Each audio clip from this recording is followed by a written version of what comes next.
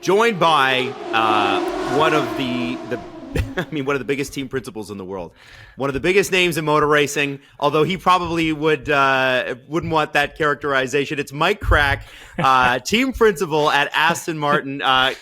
Mike, thank you for joining us on your. It's not technically time off, but I mean we're between races here. Where are you today? Actually, I'm in Silverstone in our wonderful campus, in our wonderful new campus here. It's not raining. No, that's good. Yeah, it's very, very nice here. So, yes, you are right. We are in between races, but that doesn't mean holiday in Formula One. It means, full steam on next year's car, full steam on producing parts for the rest of the season. A lot of, in our case, with our new headquarters, the wind tunnel is being finished, the simulator is being commissioned. So a lot is happening at the moment here, and independent or separate from the racing activities. So yeah, big excitement, for a Monday. Very exciting still, we are, when these things like, a simulator, when the termination date comes closer and you can start to see how it looks like, and, away from planning phase, but, when things become real, it's very exciting. You go there, you have a look, you see the things moving, you see the screens on, it's exciting, and it's exciting times. But at the same time, we have a job to do with racing, and we're doing a new car, independent of developing our facilities and tools. Mike, I just wanted to get you on, talk to you first about, I guess, the team principal role. Really, we have a lot of really young listeners who are new to Formula One, and some folks don't really understand what a team principal's role actually is. For yourself, I know it's different for every team principal in Formula One, in the way the job is structured and all of that. But for yourself, how did you come to be the team principal at Aston Martin? You mean how it came about? Yes. Oh, yeah, that's. I'm still surprised to be honest. No, I was basically, I never had a career aspiration to be a team principal. I mean, team principal in let's say 15 to 20 years ago, they were the team owners basically. But with the rapid growth of how the teams developed over the last years, with more than double, triple, quadruple the personnel. Also, the role has changed, So nowadays, it moves more and more to becoming, technical leaders, but and not anymore like an owner. So this is also how it is here. I'm in charge of the Formula One operations, but I'm not the owner of the team. Lawrence Stroll is the owner. We have very publicly. Yes. Yeah, we have a CEO that looks after the whole group, basically. The whole group, we have a performance division. And then there is the Formula One business, which I'm in charge of. And as you said, Tim, teams are organized differently. Some have a broader scope, some maybe less. I do not know exactly how every team is structured for it. And how it came about, to be honest with you, I was... many years in BMW Motorsport, and without really entertaining much of a network or connections into F1, aside the ones I had from previous role in F1, but not really having a huge desire to go back. And I was a fan, and I still am, to be honest. I was a fan of it, and there was a phone call.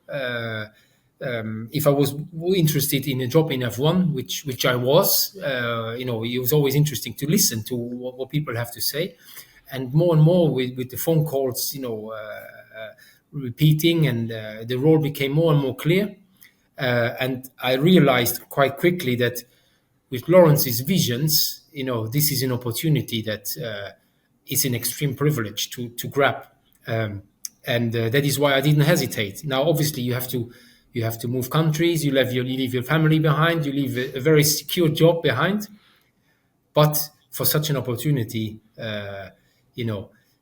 if you don't take it, I think it's something that all your life you ask yourself, why did I not do it? Yeah. So Lawrence is very convincing, but Lawrence is not only talking, Lawrence is also doing. And that is the difference between him and many, many others. When he says he's going to do it, it's happening. And Tim, I think you have been here around the British Grand Prix, probably. You see that it's becoming reality. And the building 2, building 3 are into service. The simulator is there, is not 100% finished. The wind tunnel is there, it's not 100% finished. But the whole campus, what was announced at the time, has become a reality within very short time.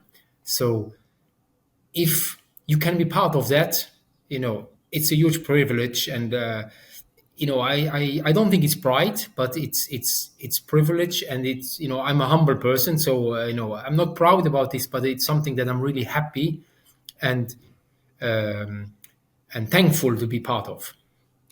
Lawrence Stroll's featured pretty prominently on Drive to Survive, so international audiences have a lot of exposure to him, and I think the scene that sticks out to me, and this is, I think, pre you being there, Mike, is when he sat down in a room with the Formula One head execs at the time and said, "Okay, you got 15 minutes," and he seems, as you said, he's a man of action.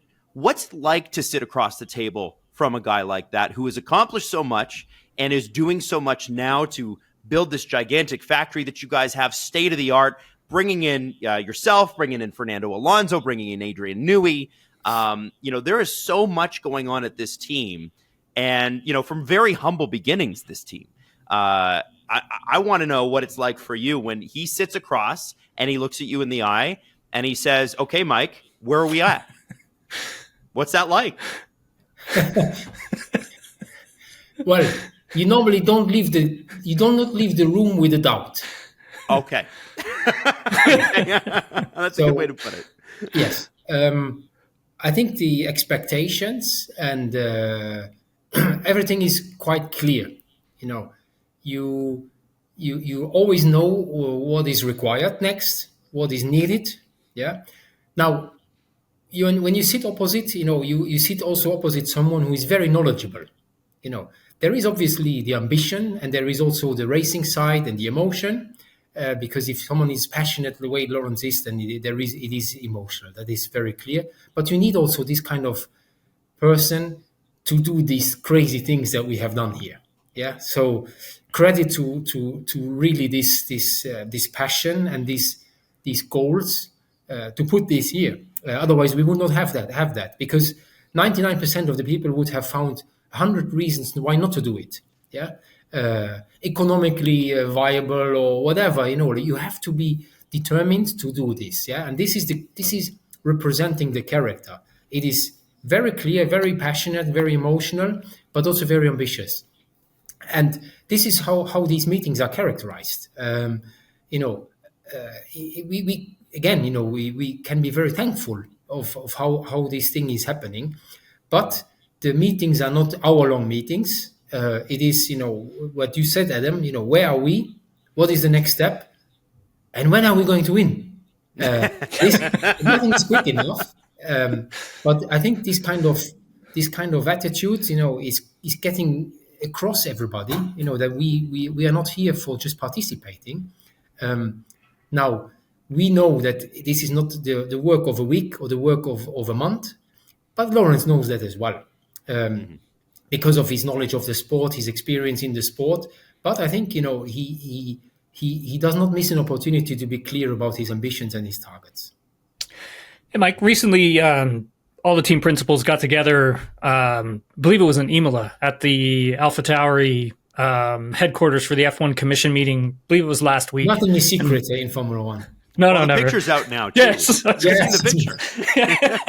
I've seen it. I was gonna a picture from a meeting. I was going to ask you about that. Like, what's it like when all of you guys get together? Because you're not always together, but when you do get together, I mean, what's it like? Is it going to be aggressive sometimes? The conversation.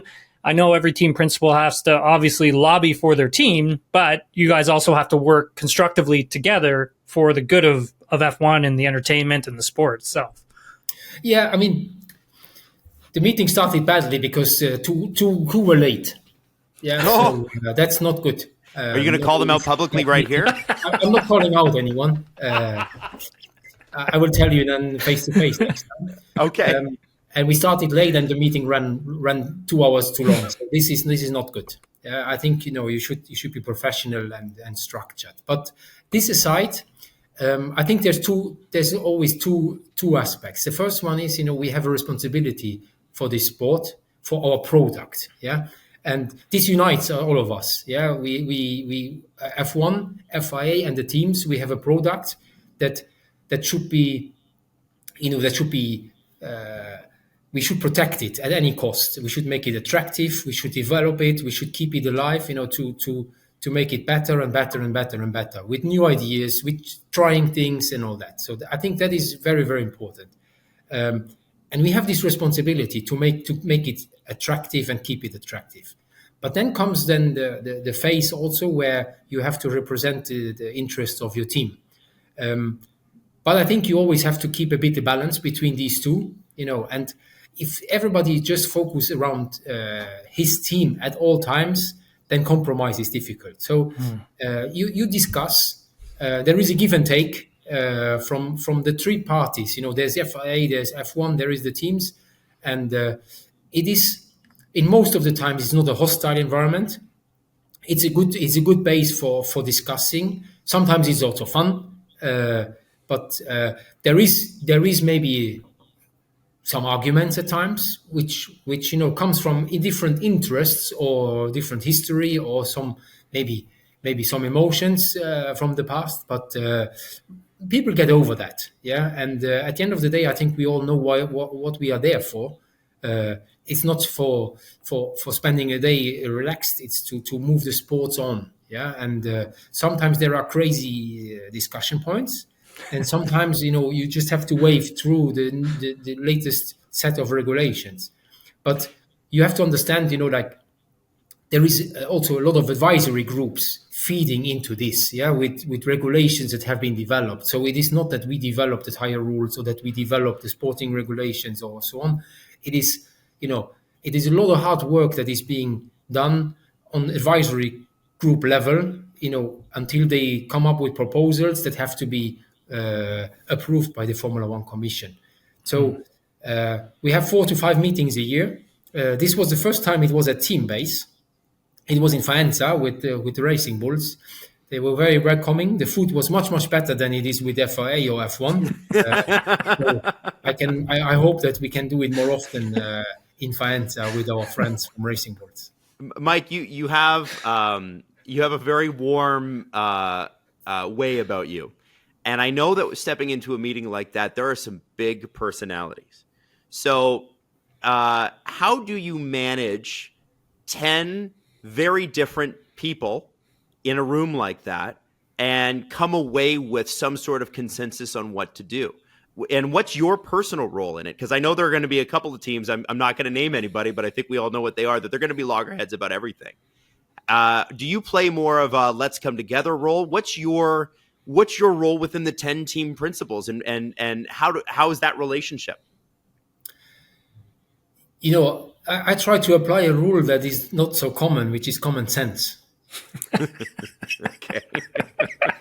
How's that going for you? Does that work in Formula One? I don't know, man. That sounds a little bit. That's out of the track. I think I said it. We have a product in the first place, yeah, which is for all of us. And if one team or one party is always trying to get his the best for himself, it's pretty obvious quite quickly, and you don't get far. So sometimes you have to try to bring two together that are not agreeing in the interest of the sport.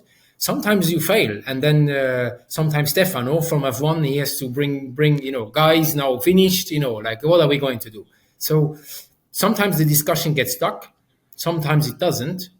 I always try to be collaborative, not forgetting the interest of our team, but at the end of the day, you always have to find this balance. What is good for all of us and what is good for some of us, and at the end of the day, so far we have most of the time managed to find agreements.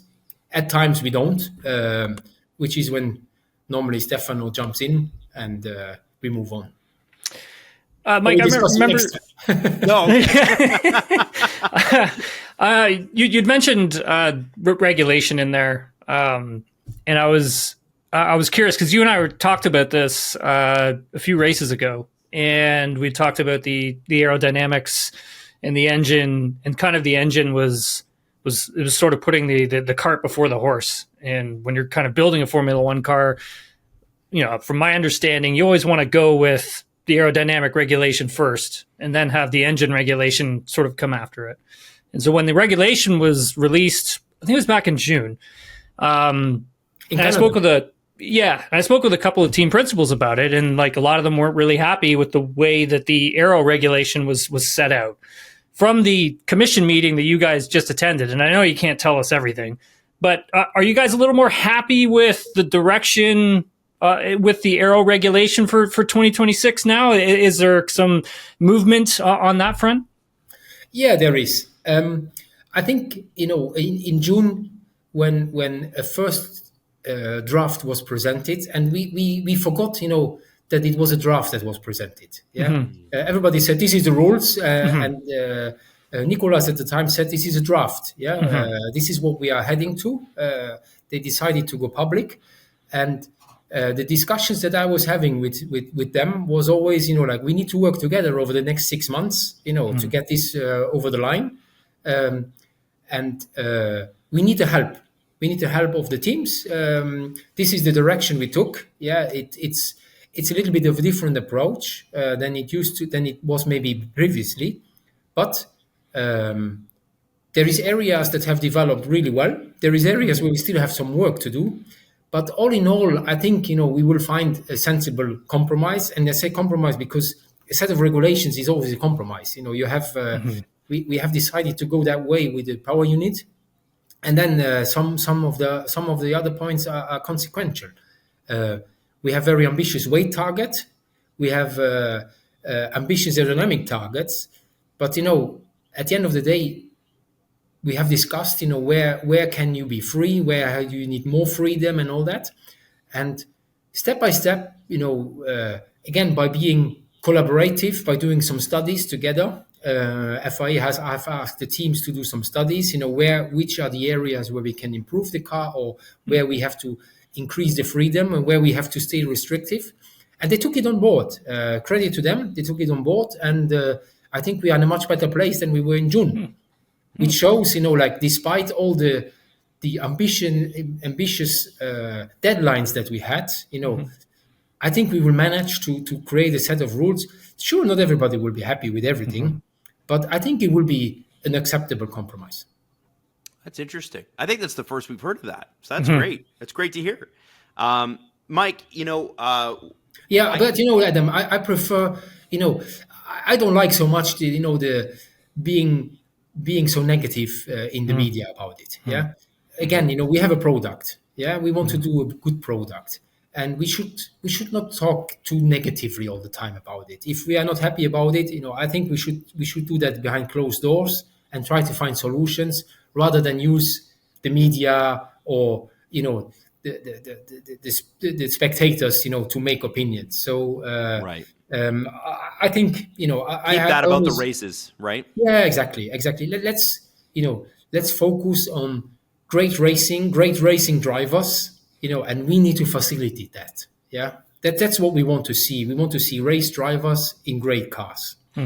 And I'll be honest with you, Mike, as Tim is a driver. Tim has done this at a professional level. I am just a guy that likes the sport a lot and can't even drive a stick shift properly. And so for me, when we get into technical regs, I am lost. I'm out to lunch. I don't know this stuff. I've learned a lot from Tim. But you're right. I think when you put the focus on the product and what's happening and the race results and the qualifying and all that, it's the sport's in its best place when that's what we're talking about. So I do want to ask you, though, because you can't talk to the team principal of Aston Martin without mentioning Adrian Newey.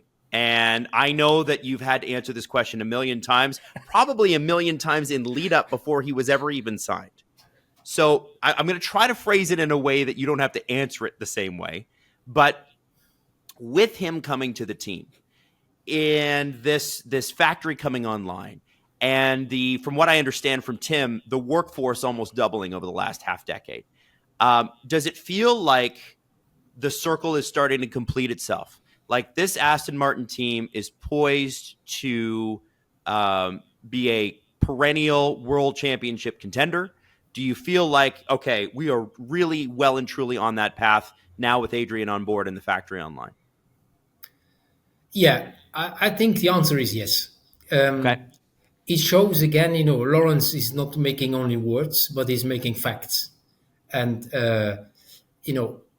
when you bring all this together, infrastructure, a lot of people, and then also a lot of very, very famous people, you must not forget, you need to make them work together.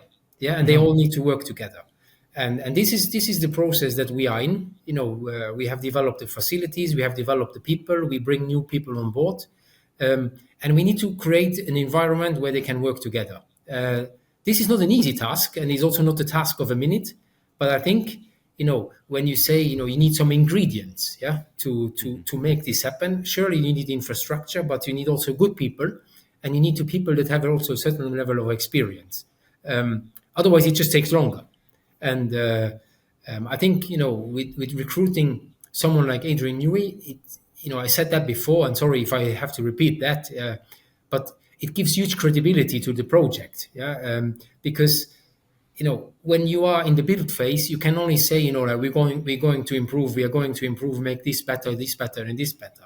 But if you have someone with that level of experience and level of success committing to this project, it shows that probably the ingredients are more or less there, and it is possible to achieve that target. So right. I think it's something that gives huge credibility to the project in the first place, and also it should give a lot of confidence to the people that are working in that project. So that things are going in the right direction, that we are not doing everything wrong. Certainly there is a lot of things that we need to get better in the months to come, but we are not on the wrong path. And I think that, for a long-term project that we have, that is the most important. Right. And Mike, you'd mentioned infrastructure, and, I know the wind tunnel's not up and running just yet, but it will be eventually. Having to use like Mercedes's wind tunnel, and it is a conversation that you and I have had before, and some people may not understand. I mean, obviously that's where you build your car to make it faster and et cetera. And there's only a lot of amount of time that you actually get within the wind tunnel. For yourselves, you're having to basically share time with Mercedes and use their wind tunnel. How much of a challenge is that? Because it's not like you can just go over to Mercedes, take your car with you, and just tell them hey, we're going to come in and we're going to run our car today. And we're going to see how it goes. You have to schedule everything, and you have to schedule everything at really weird hours of the night sometimes. So yeah, could you just explain that process and I guess the challenges that you face with it, but also what are the good things that come from it as well? Yeah, I mean, you are 100% right, Tim. We are sharing. And sharing means, there is only 7 days a week. There's only 7 days in a week, and that means that you cannot have 7 because another team, who is the owner, wants also to have a bit of time. So the first thing that you have, obviously, is you have to run everything the way you are told, because it is not our facility. Mm-hmm. Now, obviously, we can change the measuring protocols or the test protocol, but it is all in very strict boundaries because. We must not change the basic infrastructure. We must not change, the way they go about their things. Yeah. So we are a customer. Yeah. This is how you have to see it, and we are allocated a time slot, which is from a certain time throughout throughout a couple of nights to the next to when the time is ending. So what it means is that say for example you divide the week by 2. And you take the lower part, say 3 out of 7. You have these 3 days, and you have to define your program and your stuff to run through your program over these 3 days. Now, That means basically you just test, change, test, change, test, change, for the complete time.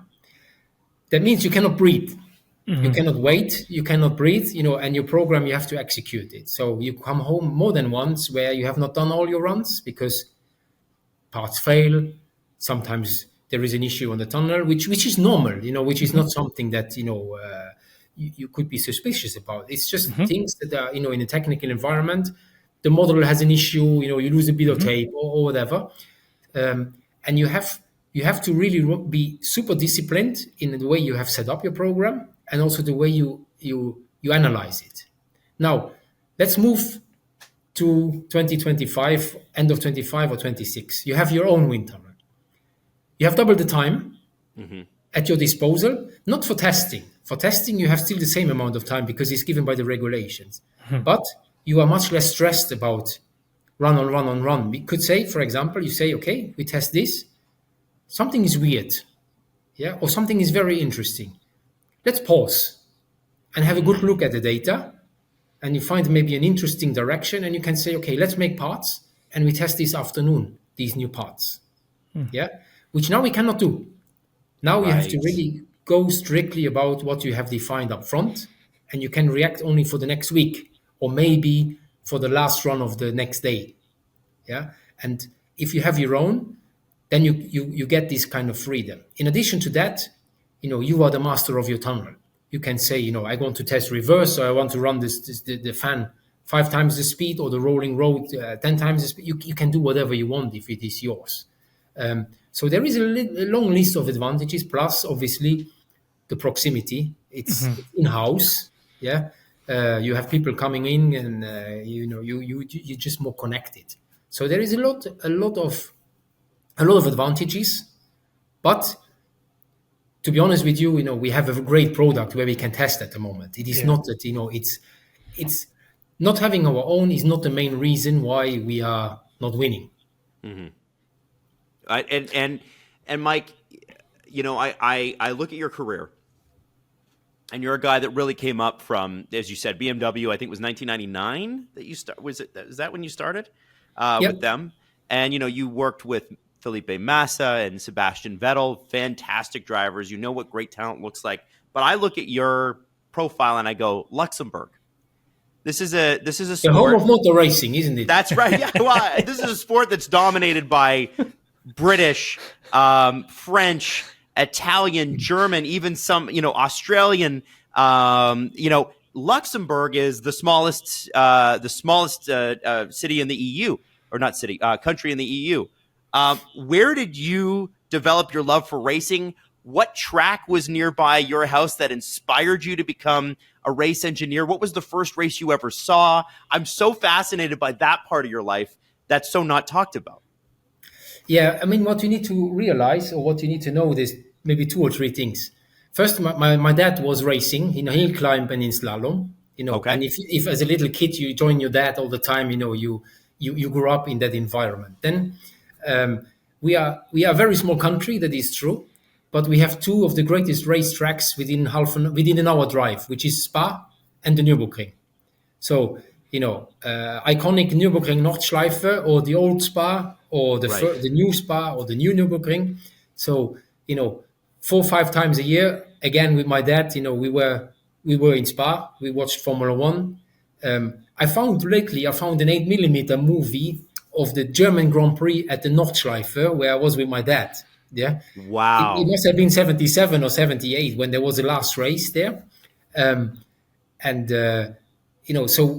yes, Luxembourg is a small country, but we are surrounded by some of the greatest world racetracks in the world.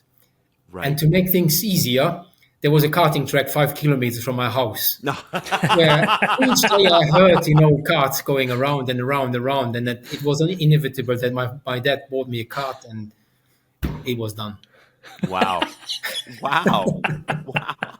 Now, when did you decide, all right, I'm going to be an engineer because I might not have the pace?